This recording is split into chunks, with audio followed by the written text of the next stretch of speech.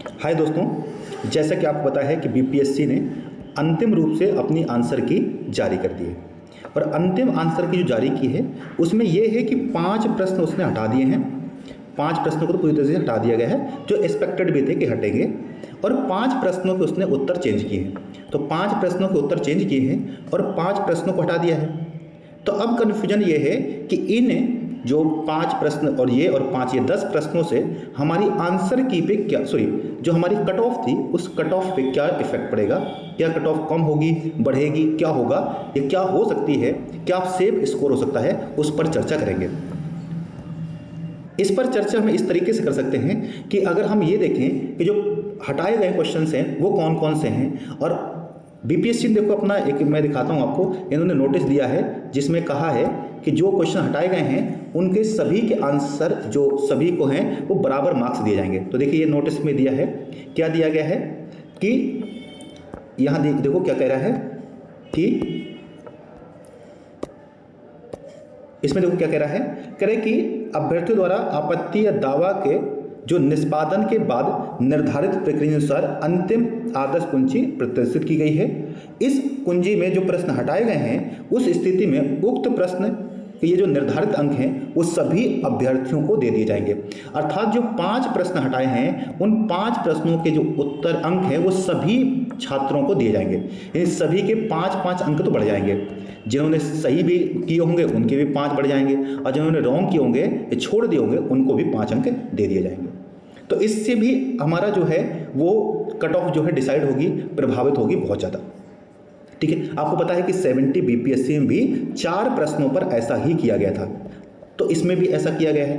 5 प्रश्न जो हैं उनके आंसर चेंज हुए हैं, और उनके आंसर चेंज होने से भी बहुत फर्क पड़ेगा।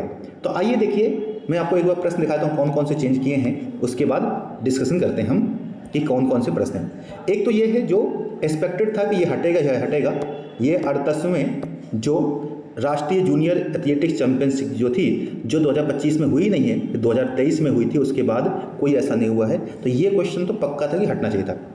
निंदा प्रस्ताव से भी संबंधित क्वेश्चन था जो हटा दिया गया है, तो ये भी हटाया गया है। ठीक है, तो ये हो गया।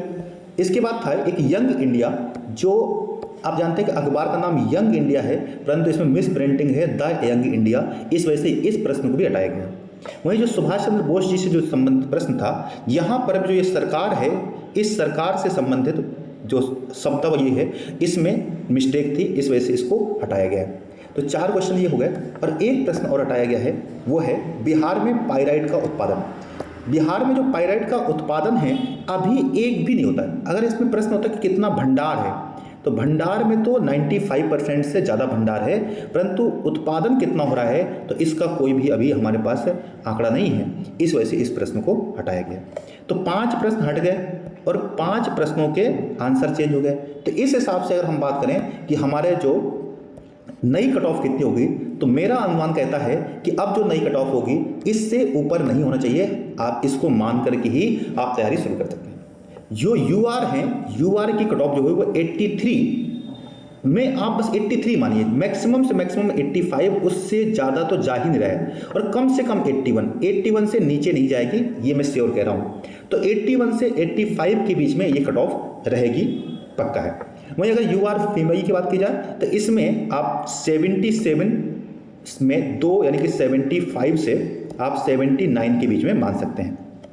ठीक है, वहीं अगर EWS की बात करें तो इसमें जो 80 है, 80 यानी कि आप 78 से 82 के बीच में मानिए कि इसकी कट ऑफ जो है वो 78 से 82 की रहेगी। और वहीं अगर फीमेल की बात करें तो इसमें आप 74 से 78 के बीच में मान के रखिए। ये एक्सपेक्टेड है, मतलब 100% इसी के आसपास रहेगी।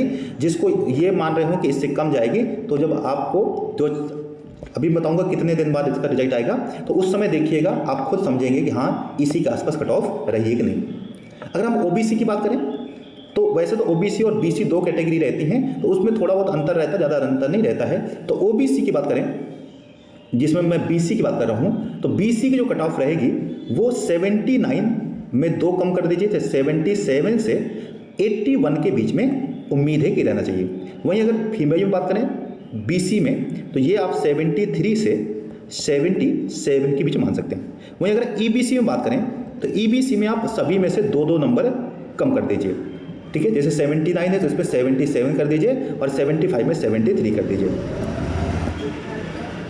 ठीक है। इसके बाद वहीं अगर एससी की बात करें तो एससी में आप 68 के में 2 नंबर आगे पीछे कर दीजिए, यानी कि 66 या 70, इसके समथिंग ही कट ऑफ रहेगी, ये पक्का है, ठीक है।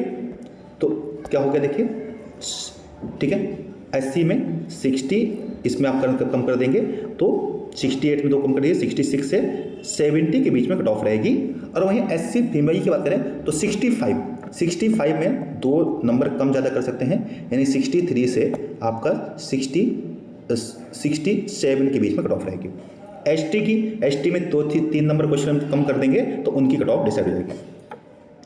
अब ज़्यादा इंतजार नहीं करना है, देखिए आंसर की आ चुकी है। तो अब ये है कि बीपीएससी का जो परिणाम होगा वो फाइनल परिणाम कब तक आ सकता है। तो आप ये मान के रखिए कि 100% जो है वो 10 नवंबर से पहले परिणाम आ रहा है, ठीक है।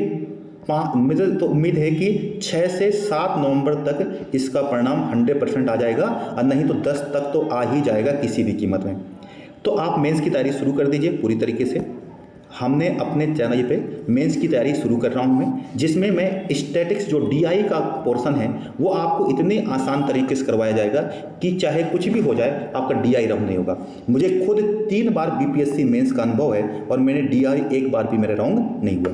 अभी 70 बीपीएससी मैंने दिया है जिसका मुझे इंतजार है। 70 बीपीएससी का डीआई इतना टफ था फिर भी मेरा सही हुआ, क्योंकि मेरा मैथ बैकग्राउंड है और मैं उसको बहुत ही आसान तरीके से आपको समझाने का प्रयास करूँगा, ठीक है दोस्तों। तो अगर ये पसंद आया है तो आप सब्सक्राइब कर दीजिएगा, हमसे जुड़ सकते हैं। अभी जो AEDO है, AEDO कि उससे हम संबंधित जो मैथ और रीजनिंग है वो मैं करवा रहा हूँ, और साथ साथ उसमें जो जीएस है वो भी करवा रहा हूँ। तो अगर आपके इनसे कम नंबर आ रहे हैं इतने पोर्शन से तो आप AEDO में जुड़ जाइए, और अगर आपके इसके आसपास नंबर आ रहे हैं तो आप मेंस में जुड़ जाइए। 100% आपको अभी मेंस की तैयारी करनी चाहिए, ठीक है दोस्तों। तो सब्सक्राइब कर दीजिएगा पक्का, ठीक है। जय हिंद, धन्यवाद।